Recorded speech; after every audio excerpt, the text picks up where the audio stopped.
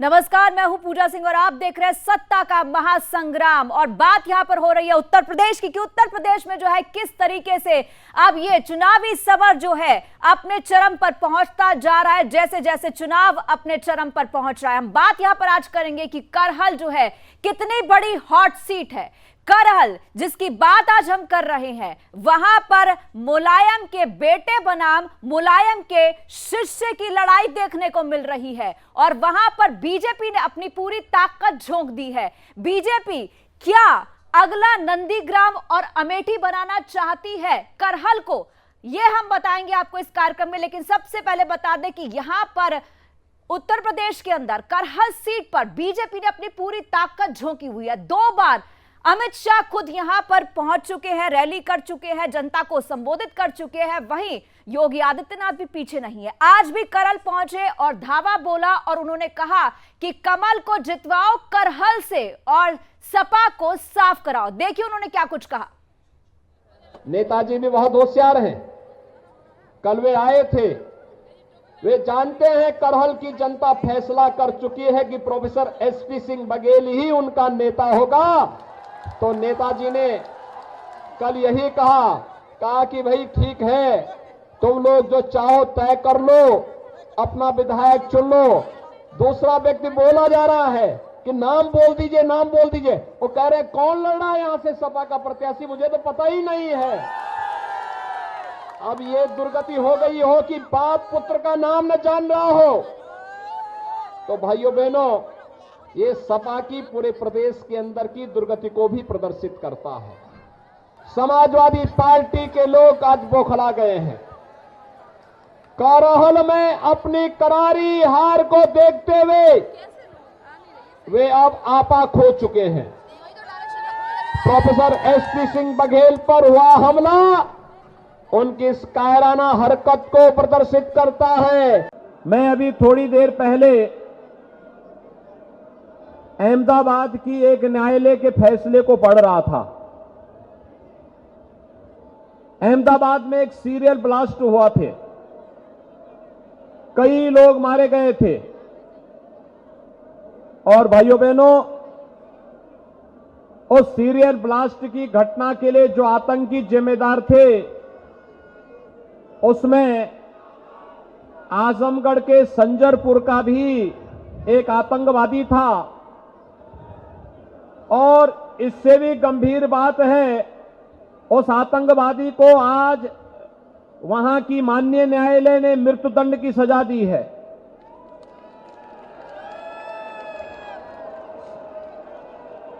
उस आतंकवादी के पिता का संबंध, उसके परिवार का संबंध किससे है मालूम है? समाजवादी पार्टी से।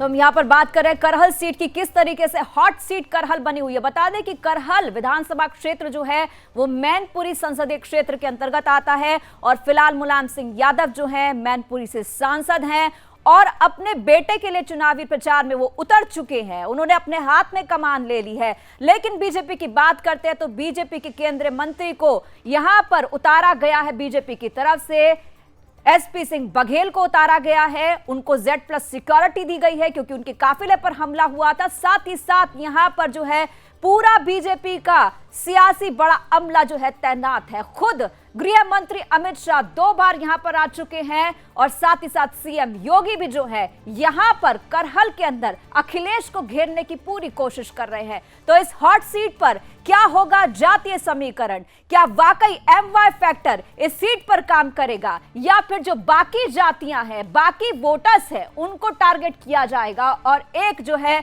अपने हक के अंदर अपने वोटर्स को तब्दील करने के लिए कोशिश बीजेपी यहां पर करेगी। दिखाएंगे आपको और सबसे पहले ग्राफिक के माध्यम से आपको दिखाते हैं। विधानसभा जो है करहल की, उसमें 3,71,000 वोटर्स हैं। यादव 1,44,000 है, यानी 38% यादव वोट है। MY फैक्टर की जिसकी बात करते हैं 14,000 मुस्लिम वोटर्स है। लेकिन इसके अलावा यहाँ पर और भी वोटर्स है, इसमें ब्राह्मण भी है, क्षत्रिय भी है, शाक भी है, लोधी भी है, ब्राह्मण भी है, बहुत सारे यहाँ पर वोटर्स है। शाक के 35,000 करीब हैं। इसके अलावा जाटव वोट 33,000 है। और साथ ही साथ क्षत्रिय 25,000 वोटर्स यहां पर है करहल विधानसभा सीट पर। कठेरिया 17,000 यहां पर वोटर्स हैं करहल विधानसभा सीट पर। पाल यानी बघेल जो है 16,000 है।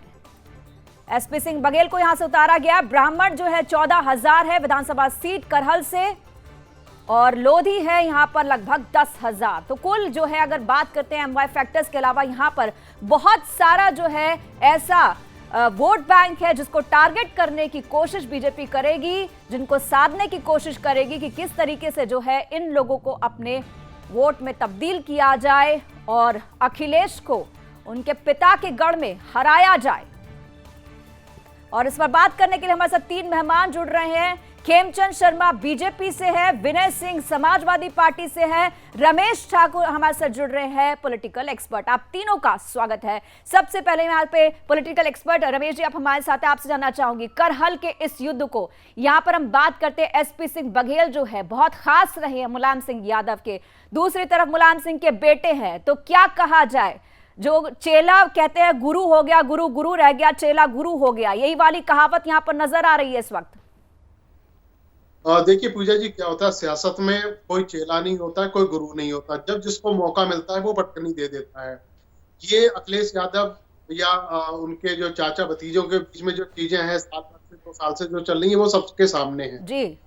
जो इस समय की जो मुझे फाइट है जी, तो इस बार फाइट आसान नहीं है, चाहे भाजपा हो जाए चाहे समाजवादी पार्टी हो जाए। जी, जी, 2017 का जो समीकरण था, जो भी आपने स्क्रीन पे दिखाया कि क्षत्रिय इतने थे और फलाना फलाना जातियों के आपका समीकरण आपने दिखाया जी, ये जो जातियों का जो समीकरण था वो एक ही फ्रेम पे आ गया था और एक ही मंच पे आ गया था। वो मंच था भारतीय जनता पार्टी। तो उस समय यहाँ का जितना भी इलाका था तो मुझे लगा पूरी तरीके से भाजपा की लहर थी। लेकिन अब परिस्थितियां बदली हैं, क्योंकि यहाँ पे अगर शहरी आप मतदाताओं की बात करें तो 11-12% शहरी मतदाता है। उसके बाद में सारा का सारा जो है वो ग्रामीण क्षेत्र है। तो ग्रामीण क्षेत्र में किसानों की भी जनसंख्या ज्यादा है, व्यापारी लोग भी हैं, कुछ ऐसे वर्ग हैं जिनको भारतीय जनता पार्टी से काफी नाराजगी है, चाहे वो आंदोलन के लिए कह लो या लॉ एंड ऑर्डर की स्थिति को लेकर कह लो। और ये जो गढ़ है ये पारंपरिक तरीके से समाजवादी पार्टी का गढ़ माना जाता था। वो तो 2017 में स्थितियां कुछ बदली तो यहाँ की चीजें वहां पे हो गई। देखो जिस तरीके से पश्चिमी उत्तर प्रदेश को हम लोग कहते हैं कि जाट लैंड है, तो ये पूरा का पूरा यादव लैंड इसको कहा जाता है। अब यहाँ पे मुसलमान जितना है, मुसलमान पूरी तरीके से भारतीय जनता पार्टी से छिटक चुका है। वो समाजवादी पार्टी के पास जाना चाह रहा है, ये सबके सामने है, स्पष्ट हो चुका है। अब समाजवादी पार्टी का जो अपना बूथ कैडर जो एक वोटर हुआ करता था, उसमें ऐसा नहीं है भारतीय जनता पार्टी सेल नहीं लगा पाएगी, लगा पाएगी। लेकिन मुझे लग रहा है इस बार का जो जीतने के जो चांसेस हैं वो अभी आप कह नहीं सकते कौन जीतेगा, लेकिन जो पलड़ा है वो मुझे लग रहा समाजवादी पार्टी के पक्ष में इस समय दिखाई देता है। जी, समाजवादी पार्टी से भी हमारे साथ यहाँ पर है विनय सिंह जी। विनय जी, आप क्या कहेंगे कि यहाँ पर करहल में जो कि समाजवादी पार्टी का गढ़ है और उन्हीं के एक समाजवादी पार्टी के जो योद्धा रहे हैं, जो मुलायम सिंह यादव के साथी रहे हैं, मतलब उनके बहुत करीबी रहे हैं, एसपी सिंह बघेल को उतारा गया है, क्या आपको लगता है कि कहीं ना कहीं स्ट्रैटेजी जो है वो बीजेपी ने ऐसी अपनाई है कि जिस तरीके से नंदीग्राम की बात करते हैं, कहा जा रहा है कि अगला नंदीग्राम या अगला अमेठी बनाने की कोशिश करहल को की जा रही है कि उन्हीं के गढ़ में, सपा के गढ़ में जो है सपा को हराया जाए? देखिए पूजा जी, मैं क्लियर बता दूं, भारतीय जनता पार्टी की संस्कृति रही है, वहां कोई गुरु और चेला नहीं होता। अगर ऐसी संस्कृति होती, अगर गुरु को गुरु समझते तो आज माननीय श्री लाल कृष्ण आडवाणी जी ऐसे एकांतवास में नहीं होते कि जिसको एकांत की आवश्यकता होती है वो लाल कृष्ण आडवाणी जी के घर पे जाकर के बैठता है। तो ये स्थिति नहीं होती, यह परंपरा ही नहीं भारतीय जनता पार्टी में, इसलिए कोई गुरु अचेले की बात ही नहीं है। यहाँ 2 लोग चुनाव लड़ रहे हैं, 2 क्या और भी लड़ रहे हैं। भारतीय जनता पार्टी बुरी तरीके से करहल से हारने जा रही है। अभी योगी जी की बात सुन रहा था, योगी जी गोरखपुर बचाइए, आपने 2 जगह छोड़ करके तीसरे जगह जाकर के पड़ाव डाला है, वो भी अपने सेफ जोन में कि शायद हम वहां से जीत जाएं। लेकिन तो सेफ जोन तो अखिलेश जी के लिए भी है। अगर योगी जी के लिए सेफ जोन है तो आपके लिए भी तो, अखिलेश के लिए भी तो सेफ जोन ही है। जी अभी अगर वो लड़ते आजमगढ़ से तो आप कहती वो अपने जो है संसदीय क्षेत्र चले गए, अपने आप को बचाव करने। अब वो करहल से, अरे वो अखिलेश जी का तो पूरा उत्तर प्रदेश है, लेकिन माननीय योगी आदित्यनाथ जी के अंदर हिम्मत नहीं है। वो तो ये उत्तर प्रदेश के एक छोर से जाकर के दूसरे छोर में आजमगढ़ में सांसद बन गए, लेकिन योगी जी स्वप्न आया तो मथुरा में, विश्राम किया अयोध्या में, और जाकर के पलायन हो गए गोरखपुर में। तो ये दिक्कत भारतीय जनता पार्टी के साथ। आज चुनाव सबसे जो खूबसूरत बात है, लोकतंत्र की और प्रदेश की जनता की मुद्दों पर वोट पड़ रहा है। भारतीय जनता पार्टी के विखंडन वाली रणनीति पर वोट नहीं पड़ रहा है। बात हो रही है बेरोजगारी की, बात हो रही है महंगाई की, बात हो रही है सुरक्षा की, इन सब चीजों पर बात हो रही है, महिला सुरक्षा, इन सब चीजों पर भारतीय जनता पार्टी की सबसे दिक्कत यही है कि जिस दिन जनता जवाब मांगेगी, जिस दिन जनता मुद्दों पर बात करेगी, तो भारतीय जनता पार्टी तुरंत अपना मुंह पीछे कर लेती है। क्योंकि आपने देखा है, पूरे उत्तर प्रदेश ने देखा है किस तरीके से कोरोना काल में। यहाँ पर हमारे साथ बीजेपी के प्रवक्ता भी हैं खेमचंद शर्मा जी, उनसे भी कुछ सवाल ले लेते हैं, आप ही की तरफ से ले लेते हैं। खेमचंद जी, आपको क्या लगता है कि अखिलेश यादव को हराना, उन्हीं के गढ़ में, उन्हीं के पिता के संसदीय क्षेत्र में हराना आसान नहीं होता, ये सोचकर केंद्र से जो है एक मंत्री को लाया गया है। पूरा बीजेपी का जितना भी बड़ा अमला है यहाँ पर है, खुद गृह मंत्री 2 बार आते हैं यहाँ पर, योगी आदित्यनाथ रैली करते हैं, हमलावर होते हैं, सैफई को बार बार उठाया जाता है क्योंकि करहल के पास सैफई पड़ता है, सैफई को उठाया जाता है। तो आपको क्या लगता है कि अखिलेश को हराना इतना आसान नहीं था, इसलिए पूरी सेना लगानी पड़ी? देखिए, अखिलेश जी हारे पड़े हैं, अखिलेश जी समझ नहीं पा रहे हैं कि क्या करें, इसीलिए एक बीमार नेताजी को वो अपने चुनाव प्रचार के लिए लाए। हम सभी जानते हैं नेताजी ने अपने आप को इस प्रचार से अलग किया हुआ था, लेकिन उनको लाए। उनको लगता था कि शायद नेताजी के आने के बाद उनकी स्थिति सुधर जाएगी, लेकिन नहीं सुधरने वाली। लोगों ने देखा है कि इस तरीके से उन्होंने नेताजी को अपमानित किया है, किस तरीके से उन्होंने मंचों पे उनसे माइक छीना है, किस तरीके से उनको अध्यक्ष पद से भगा दिया, किस तरीके से कार्यालय में घुसने नहीं दिया, किस तरीके से वो अपनी अपनी चलाते हैं, डिक्टेटरशिप चलाते हैं, सब लोगों ने देखा। और रही बात उनके कार्यकाल की, अभी समाजवादी पार्टी के मित्र बात कर रहे थे, अरे महिलाओं को हमने सुरक्षित किया है, ट्रिपल तलाक हमने हटाया, आज मुस्लिम महिलाएं भी सुरक्षित हैं। पहले हलाला के चक्कर में, ट्रिपल तलाक के चक्कर में डेली बेचारी परेशान रहती थी, उनके साथ दुष्कर्म होता था, वो नारकीय जीवन जीती थी। आज गांव में भी कम से कम 23 से 24 घंटे बिजली आती है, पहले मुश्किल से 7 से 8 घंटे बिजली आती थी। आज किसान बेफिक्र होकर घरों में सोता है और उनके मवेशियों को कोई खोल नहीं पाता।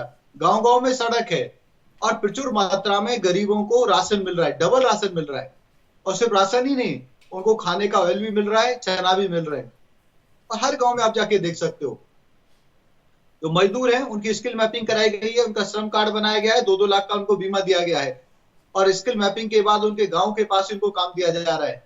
तेजी से इंफ्रास्ट्रक्चर बना है, 21 नए मेडिकल कॉलेज बने, एम्स जैसा बड़ा इंस्टीट्यूट बना है, हर जिला हॉस्पिटल में ऑक्सीजन का प्लांट लगाया गया है, ताकि अगर कोई फिर से महामारी आए, फिर से कोई परेशानी आए, तो ऑक्सीजन की कभी कमी ना हो। हमने शिक्षा व्यवस्था को दुरुस्त किया है, हमने हर एक सेक्टर को पहले से उत्तम करने की कोशिश की है। और आज भी लोग जब समाजवादी पार्टी के गुंडा राज को याद करते हैं तो सहम जाते हैं, डर जाते हैं। उस समय गुंडा राज था, थानों में माफिया चलता था, थानों में दलाली होती थी। आज कानून का राज है, आज कानून के साथ लोग आगे बढ़ते हैं। अखिलेश जी बिल्कुल वैसे ही हारने वाले हैं जैसे राहुल गांधी अमेठी में हारे थे, और उसी डर की वजह से अखिलेश जी 2 जगह से लड़ रहे हैं। अगर वो कॉन्फिडेंट होते तो 2 जगह से नहीं लड़ते। सभी जानते हैं अगर 2 जगह से कोई व्यक्ति जीतता है तो 1 जगह से इस्तीफा देना पड़ता है। वो विश्वास में नहीं थे, उनको पता था कि वो हारने वाले हैं, इसलिए उन्होंने सेकंड सीट भी चूज करी। जी, रमेश जी आपके पास आना चाहूंगी, रमेश जी आपके पास आना चाहूंगी। यहाँ पे जिस तरीके से करहल के अंदर बीजेपी की स्ट्रैटेजी की बात करते हैं, तो बीजेपी ने यहाँ पर एक साथ 2 स्ट्रैटेजी अपनाई है। यहाँ पर बीजेपी के चाणक्य कहलाते हैं यहाँ पर गृह मंत्री अमित शाह। यहाँ पे 2 स्ट्रैटेजी की बात हो रही है कि जिस तरीके से स्मृति ईरानी को अमेठी में उतारा गया राहुल गांधी के खिलाफ, जैसे नंदीग्राम में ममता बनर्जी के सहयोगी को, उनके खास व्यक्ति को उन्हीं के विरुद्ध उतारा गया, वहां से ममता हारती है, यहां से राहुल हारते हैं। उन दोनों की स्ट्रैटेजी को एक साथ ला करके यहां पर आजमाया जा रहा है। क्या आपको लगता है कितनी कारगर हो सकती है स्ट्रैटेजी? पूजा जी, जब स्मृति ईरानी को जब वहां पे लड़ाया था, वो स्ट्रेटेजी में भाजपा सफल हुई थी। और उसके अगर काउंटर में देखें, जो पश्चिम बंगाल में ये लोगों ने किया था, वहां पे भी ये सफल हुए थे। लेकिन मुझे लग रहा है इस बार का जो चुनाव और इस बार की जो परिस्थितियां हैं वो अलग है। करहल है संसदीय क्षेत्र नहीं, विधानसभा क्षेत्र, और वो क्षेत्र यहाँ पे मुलायम सिंह यादव को वहां के जेनिफर कॉलेज उन्होंने, तो यादवों की संख्या भी सबसे ज्यादा है। एक उनका एक लोकल जैसा लगता है, घर परिवार जैसा लगता है। तो यहाँ पे ठीक है, दूसरी पार्टियां जो होती हैं, और वो भी जो बड़ी पार्टी होती है, जो सिटिंग गवर्नमेंट में है भारतीय जनता पार्टी, अगर वो दमखम दिखाती है, अगर उनका जो उनका पैरेलल जो उनका जो उम्मीदवार खड़ा हुआ है वो अगर कम मार्जिन से हारे या कम मार्जिन से जीते, यहाँ तक ये ऐसी मंशा लेके लोग लड़ते हैं। लेकिन मुझे पूजा जी लगता है करहल जो सीट है, यहाँ पे समाजवादी पार्टी को ज्यादा मशक्कत करनी नहीं पड़ेगी। मुझे लग रहा सीट आसानी से निकल जाएगी, और उनके बराबर जितनी भी दूसरी भी पार्टियां है, या भारतीय जनता पार्टी है, समाजवादी और बसपा है, तो इनको ठीक है अपने एक मूल्यांकन करने का मौका मिलेगा कि उनके गढ़ में हम कैसे हैं, हमारी तैयारियां कैसी है। और अच्छी बात है, हर एक पार्टी के लिए होना चाहिए। अगर वहां पे दमखम में दिखाते हैं तो उसका मनोवैज्ञानिक जो दबाव है दूसरी पार्टियों में भी पड़ता है और पूरे क्षेत्र में भी पड़ता है। हालांकि ये जातीय समीकरण का गणित अगर देखें आप करहल में, तो आप ये देखते हैं तो 42% या 45% जो गणित इस समय है, जो हवा है, वो समाजवादी पार्टी के पक्ष में वहां पे दिखाई देती है। अब जैसे हमारे मित्र खेमचंद भाई ने कहा कि कोई व्यक्ति 2 जगह से लड़ा, ये राजनीतिक परिपाटी में होता है। 2 जगह से लड़े, 3 जगह से लड़े, 1 जगह से लड़े, कोई फर्क नहीं पड़ता है। अब देखो, हर एक नेता को कहीं ना कहीं डर होता है, और उसको ज्यादा डर होता है जो बड़े कद का नेता होता है। भाई 2 जगह से लड़ ले, 1 जगह से हार गए, कोई बात नहीं है, कम से कम 1 जगह से जीत जाए। अब पंजाब में चन्नी साहब 2 जगह से लड़ रहे हैं, और भी नेता है, हर जगह लोग लड़ते हैं, तो ये चलता रहता है राजनीति में। लेकिन जो हवा होती है और जो बड़े कद का नेता जिस जगह से लड़ता है, मुझे लग रहा है वो तस्वीर साफ होती है, वो उसका परिणाम जो होता है, जो रिजल्ट आता है, वो साफ दिखाई देता है। तो मुझे लग रहा करहल का जो 10 मार्च को जो रिजल्ट आएगा, वो पूजा जी मुझे लग रहा है वो साफ है, वो ज्यादा उसमें कोई मीन ब्रेक या टीपा टिप्पणी करने की जरूरत नहीं। खेमचंद जी हमारे साथ हैं, कुछ कहना चाह रहे हैं। जी खेमचंद जी।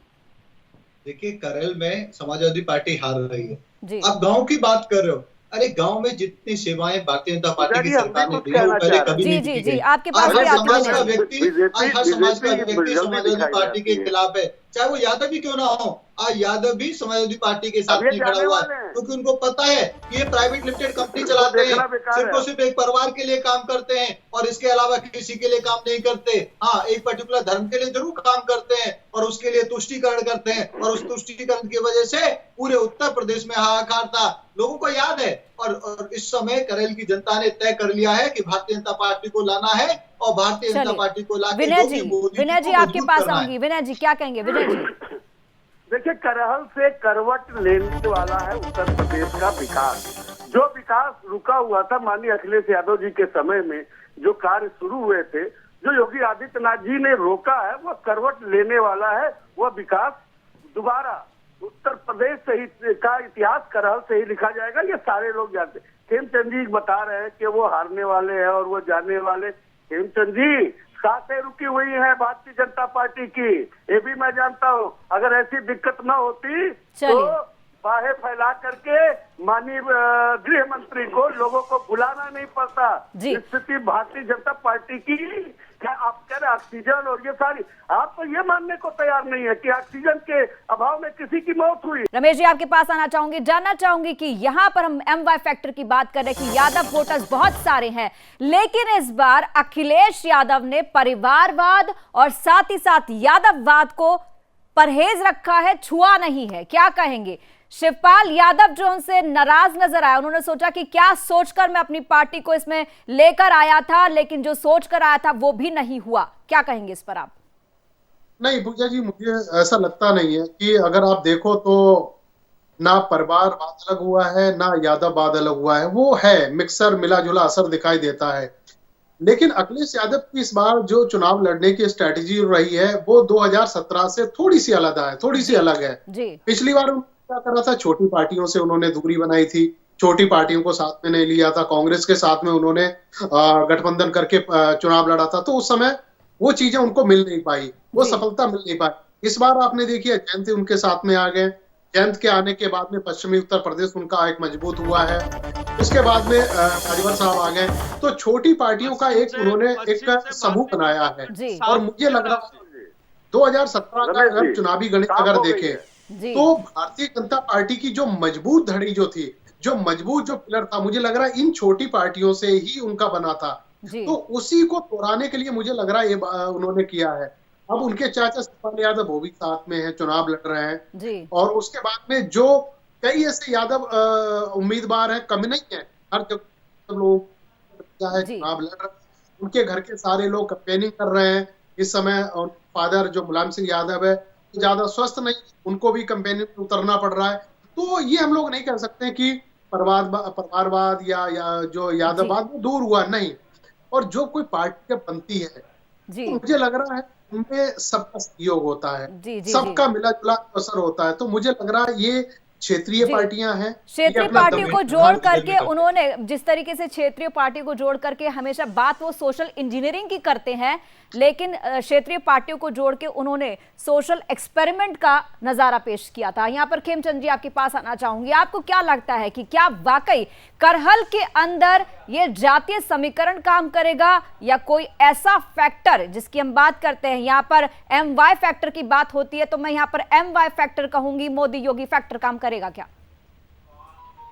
मोदी योगी फैक्टर काम कर रहा है क्योंकि राष्ट्रवाद और सांस्कृतिक राष्ट्रवाद के लिए लोग वोट करेंगे और लोग विकास के लिए वोट करेंगे। लोगों ने देखा है, आज हमने गांव, गरीब, पिछड़ा, SC ST OBC हर समाज के लिए हमने काम किया है। जनरल कैटेगरी में भी जो गरीब हैं उनके लिए हमने काम किया है। घर घर में हमने बिजली पहुंचाई है, घर घर में हमने टॉयलेट दिया है, घर घर में हमने शुद्ध ईंधन, जो अच्छा ईंधन है भोजन बनाने का, वो पहुंचाया है। माता बहन खुश हैं, वो जानती हैं अगर भारतीय जनता पार्टी की सरकार आएगी तो उत्तर प्रदेश बनेगा, गुंडागर्दी खत्म होगी, भारतीय जनता पार्टी की सरकार ही देश और उत्तर प्रदेश को प्रगति के पथ पर ले जा सकती है। नई नई अपॉर्चुनिटी मिल रही है, लाखों की संख्या में उत्तर प्रदेश में आज जॉब है।